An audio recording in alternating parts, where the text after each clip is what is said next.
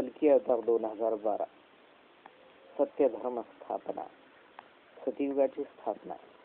सदरील कथा हे कसल्याही प्रकारे मानवहिंसेचे समर्थन करीत नाही।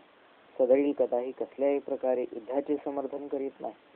सदरील कथा ही कसल्याही प्रकारे गो हत्येचे सुद्धा समर्थन करीत नाही। मत्स्य पुराण हे 18 पुराणांपैकी एक आहे।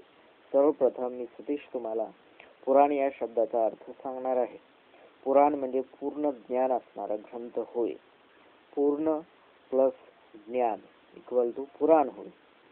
ज्यावेळी या पृथ्वी तलावर महाप्रलयासम परिस्थिती होणार होती तेव्हा श्री विष्णूने जीवसृष्टीचे रक्षण करण्यासाठी मत्स्यावतार धारण केला होता। धारण म्हणजे काय? एखादा अवतार धारण करणे म्हणजे त्या प्रकारची भूमिका बजावणे होय।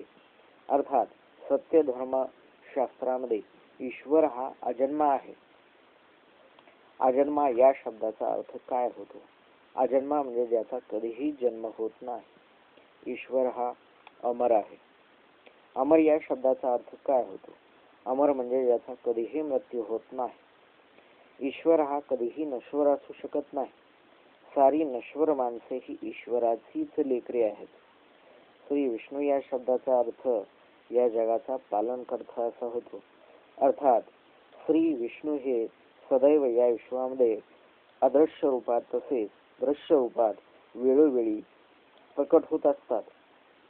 श्री विष्णू यांचे दृश्य व अदृश्य रूपे समजण्यासाठी व दिसण्यासाठी माणुसकीतील सत्याचे मानवी दर्शन होणे खूप आवश्यक आहे।